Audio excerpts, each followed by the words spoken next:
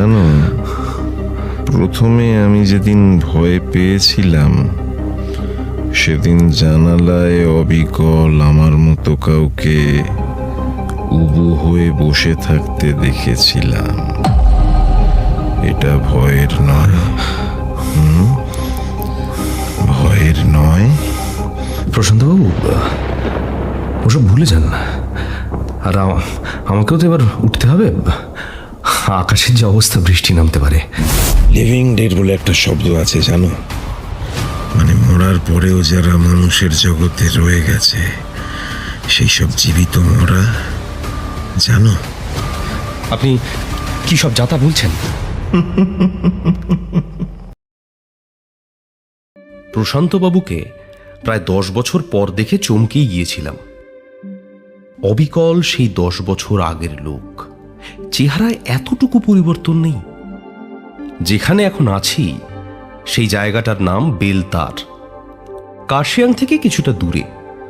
এখানে একটা হোটেল বানাবেন আমাদের কোম্পানির মালিকের ছেলে। সেই সূত্রে কিছু ব্যবসায়িক বিষয় দেখতে আমার এখানে আসা। অবশ্য সেটা আমার ইচ্ছের বিরুদ্ধেই বলা যায়।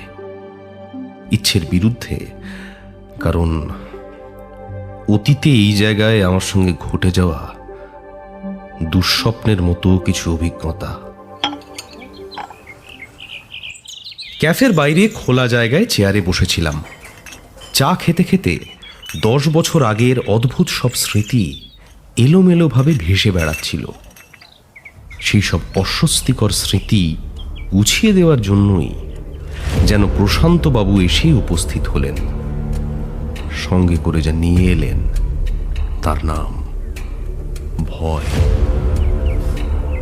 সেবার এসেছিলাম আমার প্রিয় বন্ধু টান্টুর সঙ্গে।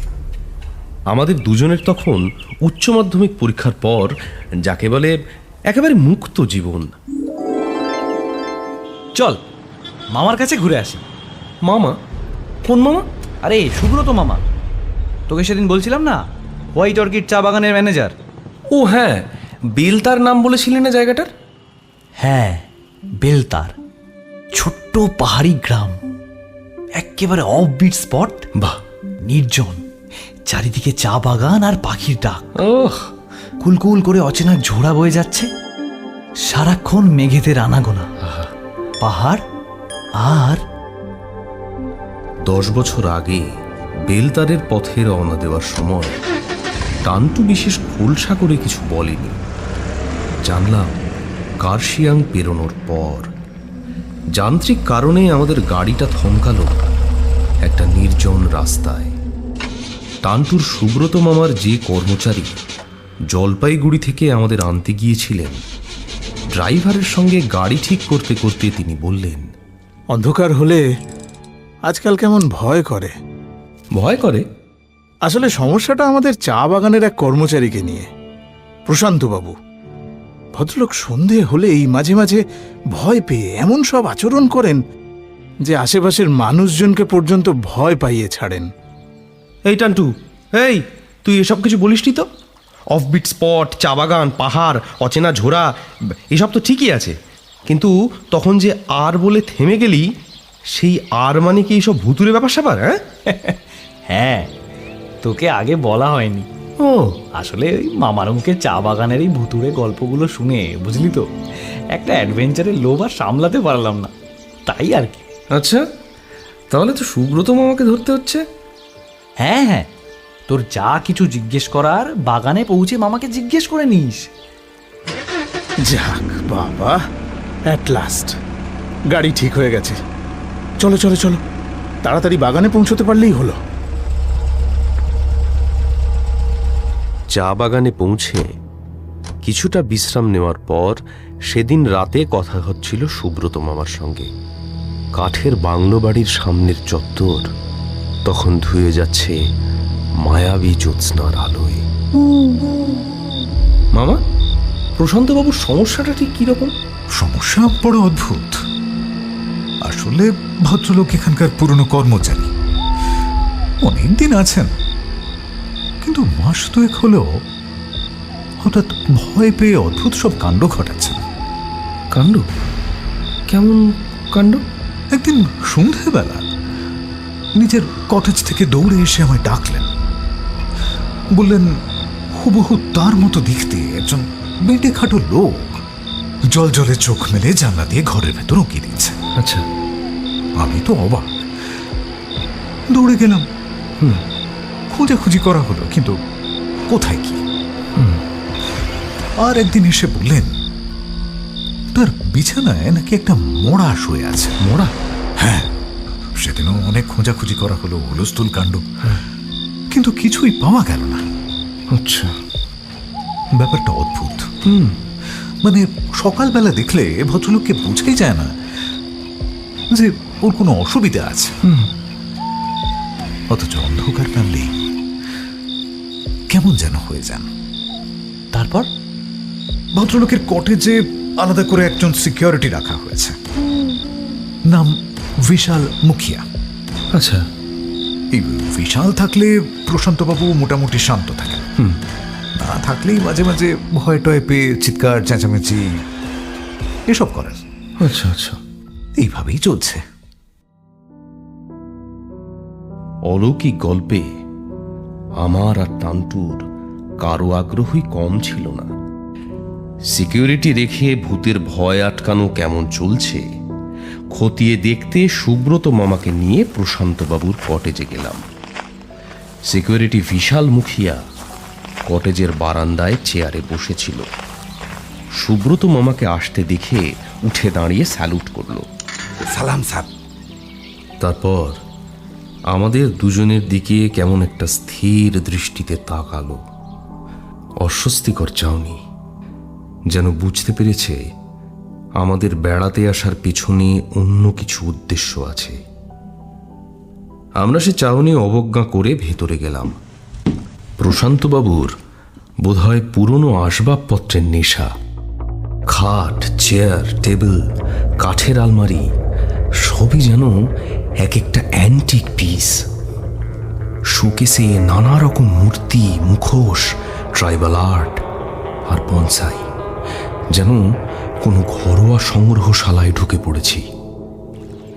মামা প্রশান্তবাবুর সঙ্গে আমাদের পরিচয় করিয়ে দিয়ে বললেন, তারপর প্রশান্তবাবু, বিশাল তাহলে আপনাকে ভূতের ভয় থেকে বাঁচাতে পেরেছে, তাই তো? ঠাট্টা করছেন? না মানে ভয় যে কি জিনিস তা ভয় যে পেয়েছে সেই শুধু জানে। না না প্রশান্তবাবু, আমি ঠিক ওভাবে বলতে চাইনি। আপনারা বসুন, আমি বাচ্চাগুলোর জন্য খাবার আনিয়েছি। আপনিও না খেয়ে যাবেন না কিন্তু। প্রশান্তবাবু খাবার আনতে রান্নাঘরের দিকে গেলেন। আমি ঘরের মধ্যে একটা অচেনা গন্ধ পাচ্ছিলাম। এই টান্টু, গন্ধ পাচ্ছিস? গন্ধ? কিসের গন্ধ? কেমন একটা গন্ধ পাচ্ছিস না? যা ঠান্ডা, আমার মনে হয় সর্দি লেগে গেছে। আমি তো কোনো গন্ধ টন্ধ পাচ্ছি না। ঘরের ভেতরের গন্ধটাতে দমবন্ধ লাগছিল আমার। কয়েক পা এগিয়ে খোলা জানালার কাছে গেলাম। তারপর আলমারির সঙ্গে লাগানো প্রায় ঝাপসা আয়নাটার সামনে ফিরে এলাম।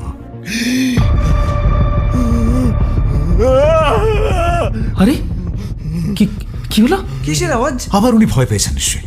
চলো চলো তাড়াতাড়ি চলো। প্রশান্তবাবু এমন একটা আওয়াজ করে উঠলেন, সবাই ভয় পেয়ে সেদিকে দৌড়ে গেল। দেখি প্রশান্তবাবুর চোখ মুখ আতঙ্কে বিকৃত হয়ে গেছে। বাইরে থেকে বিশাল ছুটে এসেছিলেন। তিনি প্রশান্তবাবুকে বিছানায় বসিয়ে জল টল খাইয়ে মাথায় হাত বুলিয়ে দিলেন। তাতে প্রশান্তবাবু আস্তে আস্তে শান্ত হয়ে এলেন। আমাদের খুব অবাক লাগছিল, চোখ জুড়ে বিস্ময় আর জিজ্ঞাসা। প্রশান্তবাবু ধাতস্থ হয়ে বললেন, ঘন ছায়ার মতো ঠিক আমার পিছনে এসে দাঁড়িয়েছিল। আমি ফ্রিজের হাতলটা ধরতে যাবো এরম হাত বাড়ানোর আগেই একটা কালো হাত এসে ফ্রিজটা খুলে দিল। কালো হাত? কেমন দেখতে বলুন তো? ভয়ঙ্কর, ভয়ঙ্কর, মানে কালো চামড়াগুলো কুঁকড়ে আছে। মনে হলো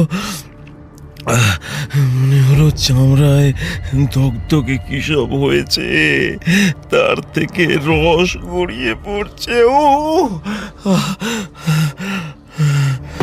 থাক না কাকু, কতবার বলেছি ভয় পেতে নেই। ভয় বলে কিছু হয় না, ভয় বলে কিছু নেই, ভয় নেই। শান্ত হন কাকু, আমি আছি তো। প্রশান্তবাবুর কথায় বাধা দিয়েই খানিকটা যেন ধমকে উঠলেন বিশাল মুখিয়া। পুরো ঘটনায় আমরা তিনজনেই কেমন যেন থমথমে হয়ে গিয়েছিলাম। সেদিন সন্ধেবেলা প্রশান্তবাবুর কটেজে কিছু জিনিস, যাকে প্যারানর্মাল বলে, তা আমার অনুভূতিতে ধরা দিয়েছিল। আর আজ 10 বছর বাদে সেই প্রশান্তবাবুকে দেখে পুরনো অস্বস্তিটা মাথা চাড়া দিয়ে উঠল।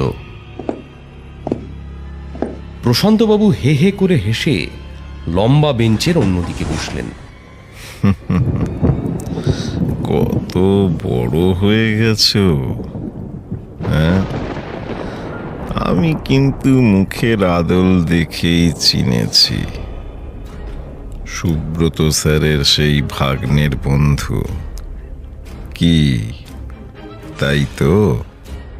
আমি অস্বস্তি চাপা দেওয়ার চেষ্টা করে বললাম, হ্যাঁ, টান্টুর মামা এখানকার চা বাগান ছেড়ে দেওয়ার পর আপনাদের আর খবর পাইনি।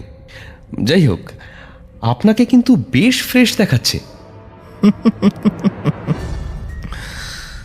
তখনকার ম্যানেজার বাবু আমাকে কলকাতায় পাঠানোর চেষ্টা করেছিলেন চিকিৎসার জন্য।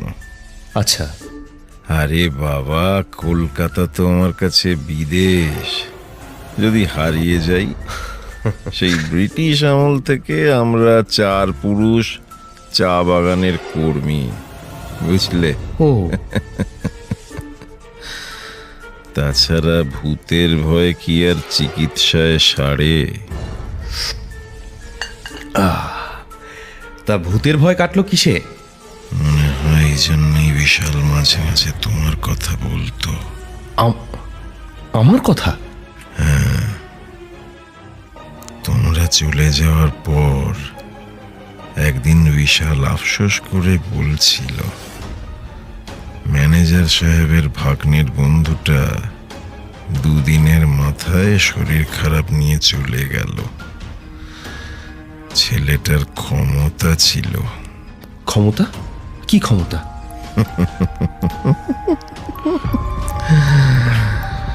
আসলে কি জানো, ভয় পাওয়ার ক্ষমতা সবার সমান হয় না। মানে?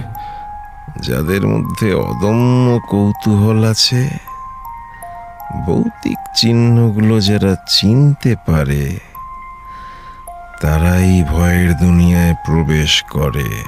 কি বলছেন?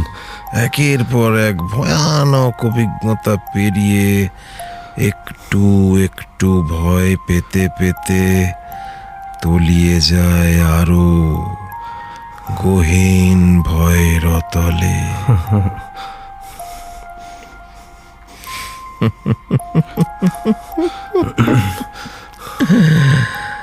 আচ্ছা, সেদিন আমার কটেজে গিয়ে জানালার বাইরে কিছু দেখেছিলে, তাই না? হ্যাঁ, ওই সিকিউরিটি বিশাল বাগানে পায়চারি করছিল। তাই বিশাল শুধু ঘোরাঘুরি করছিল? শুধু এইটুকুই দেখেছিলে, আর কিছু না? জানো, প্রথমে আমি যেদিন ভয় পেয়েছিলাম, সেদিন জানালায় অবিকল আমার মতো কাউকে উবু হয়ে বসে থাকতে দেখেছিলাম। এটা ভয়ের নয়, ভয়ের নয়।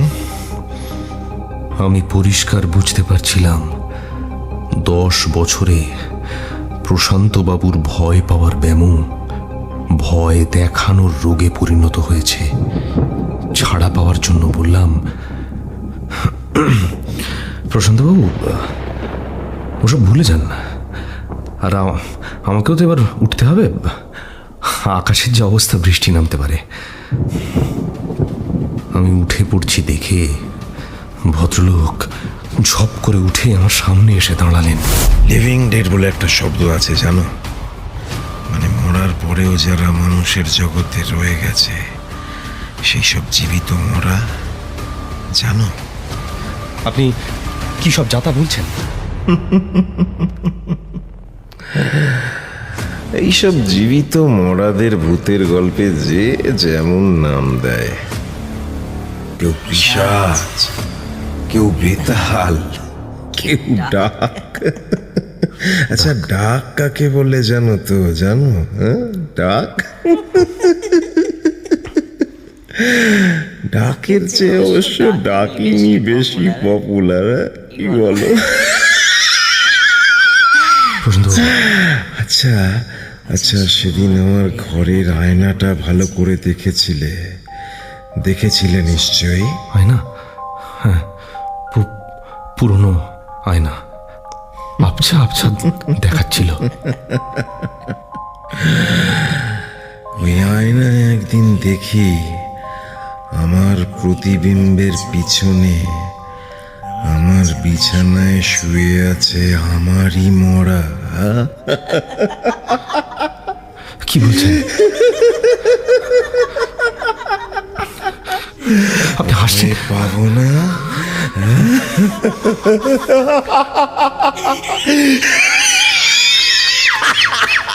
প্রশান্তবাবু, প্রশান্তবাবু,